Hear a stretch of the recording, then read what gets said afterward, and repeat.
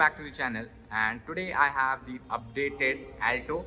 Now Alto is a car that actually needs no introduction at all. A very famous and a very popular car. It still is the first choice of the people who are looking forward to buy their first car, and Alto is the name that actually comes first in their mind. Now it has been car that has been into our market since decades and still remains a very popular choice. Even the sales figure speaks for themselves. Still today, this car manages to sell about 10,000 units a month, which is absolutely crazy.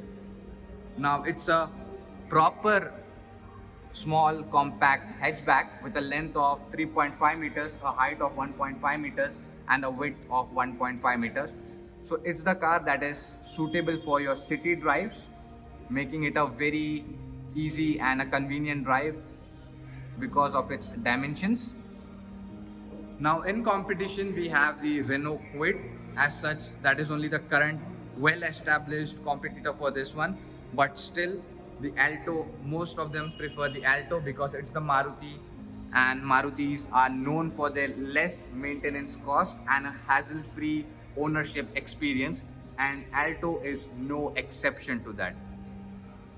So talking of its pricing, which is the key important aspect because of its success, now it starts at 4.3 lakhs on road for the LXI variant, which is the current variant you are looking at. You get LXI optional, which gets an extra airbag. But from the 1st April, the government has made it mandatory for all cars to have 2 airbags plus ABS as standard. So this car gets ABS, brake assist and as well as EBD.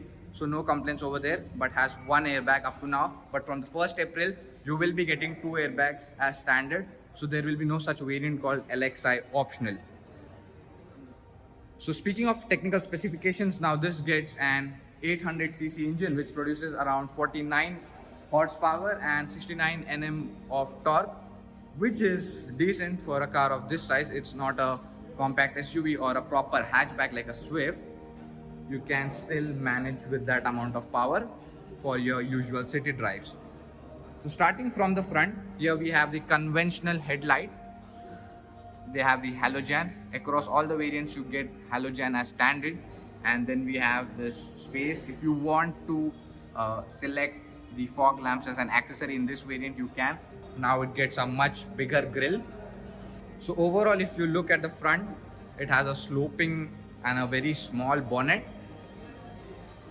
That is what it is meant for.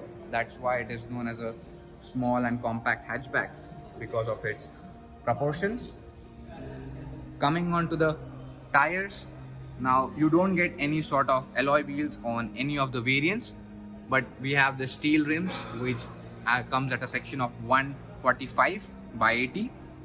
They are really small, and then down below we don't get any sort of cladding over there. We get this conventional ORVMs. At the rear we have the same section of tires. So you can have a complete side look. We get turn indicators on the body instead of on the ORVMs, as we get on hatchbacks nowadays. In fact, on every car we are seeing that. But considering its price point, there are some features that you will not find on this, but you cannot complain about that because this becomes a very practical and affordable choice for the people who are looking to go for a car for the first time. We have a manual keyhole, both for the driver as well as for the passenger side. Coming onto the rear, we have this conventional tail lamps with an Alto branding over here. On any variant you don't get LED tail lamps. Conventional are standard across all the variants. You can see a Suzuki logo, Sabu RKS. A big thanks to Sabu RKS Motors for providing me this car for the shoot today. I'll leave information about them in description box. You can contact them. Let's open the boot. You can open the boot by key itself, and we do get parking sensors. So one interesting thing to note is Maruti has a lot of customization options that you can go for. Like you can have a bit of the grill and some garnishings on this one. Then you can have the chrome pack that will garnish your window line. Then you can have on this top window line, on the mirrors, then on the side sills. So really a lot of customizations options available for this one. So that's a plus point. Now let's go inside and check out how good is the interior. So starting from the front, at the driver's side door, we don't get any sort of power window controls because they are placed in the center. We have the normal finishes, the plastic cladding as you would expect from a car of this price point. We get the conventional locking system, and then we have this manually adjustable seats which you can tilt backwards and forwards and push it forwards or backwards. So basically they are four-way adjustable. Now let's go inside. To get in over here, it's quite a low car compared to a normal hatchback like a Swift or a Baleno or an i20. You sit really low in this.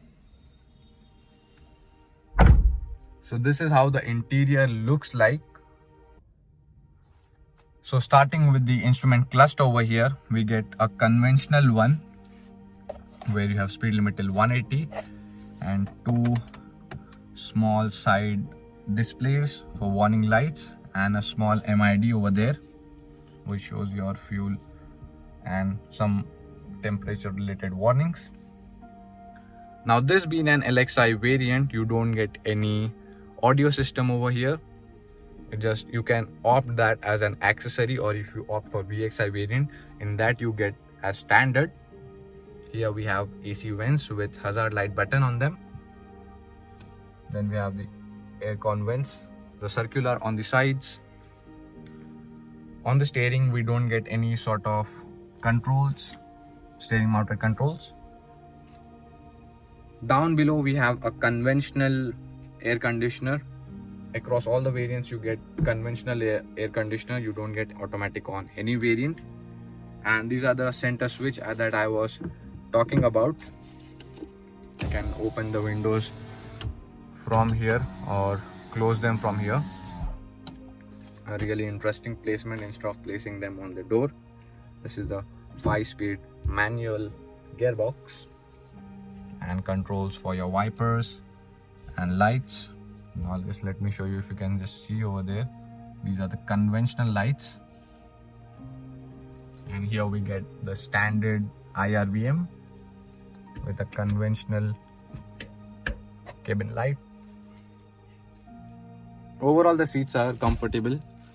They get this fabric finish. If you opt for VXI and VXI Plus, we have the this is the vinyl finish, and when you opt for VXI and VXI Plus, there you have the fox leather finish, or the vinyl finish, I would say, fabric finish.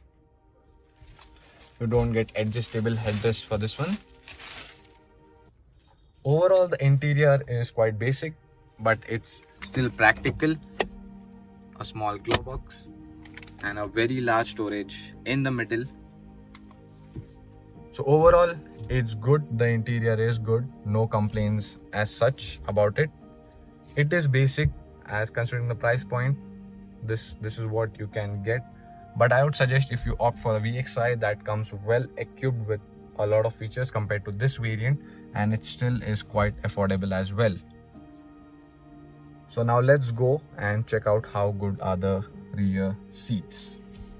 Just before going, just to mention, there we have a control for your headlight level adjuster. So now let's go and check out the rear seat. So this is how the rear door looks, same as the front, except for the fact here we get the manual windows. There we had the power windows which had the switches placed in the center. Now let's get in here. As I've already mentioned, a quite low car to get in. It feels like you are sitting in a sedan when you are just going in it. So you can see the leg space that I have on offer.